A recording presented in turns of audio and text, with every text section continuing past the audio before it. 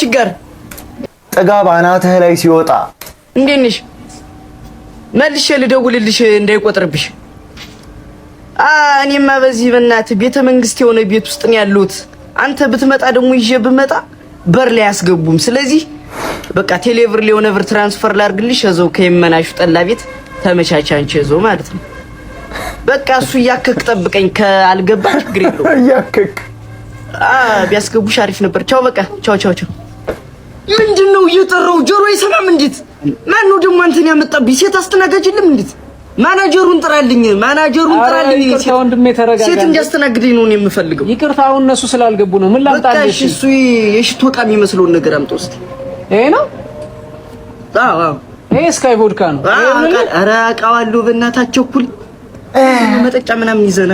እሺ እሺ። ይሄው አባዬ ያው ላምጣልህ መጠጫ። ሴት የሌለበት ቤት እኮ ያው ምንድን ነው ያልሽው? ስሙ ስካይ ቮድካ 2000 ብር ይያል 1500 ብር ይሁን 1200 ብር ከልክ አያልፍም። በቃ ጠጣ ብርስ ሊሆንም እኮ ይችላል። እንዳሹ አትፍራ። ተስናከ 2000 ብር ይዘህ ነው እንዲህ ልብህ ስቅል ያለው። አንተ ሂሳብ አምጣልኝ። ምን አይነት በቃ ዛሬ ልታሳብደኝ ነው? እንዴት? እሺ እሺ አባዬ። ምን አይነት ቤት ውስጥ ነው የመጣው? በፈጣሪ ይቅርታ ይቅርታ። ይሄው ይሄንን ነው በቃ 7 ብሎ ይሁላ 0። ወይኔ ወይኔ ጉዶንኩ። ኧረ ወይኔ ባልተፈጠርኩ። ሄሎ ወንድሜ በቃ አጠብ። ኧረ ጉዶንኩል። ኧረ ሞቷን ሞትኳት ወንድሜዋ። ማየት ጠጣውን ጠጣሁት።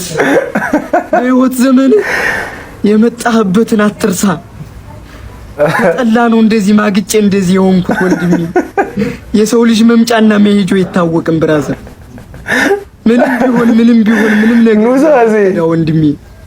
በቃ አንተ የሚጠበቅብህ የሰፈሩን ሰው ሁሉንም ንገራቸው። ነጠላ ዘቅዝቀው ይምጡ። ምን ህይወት አለኝ እኔ?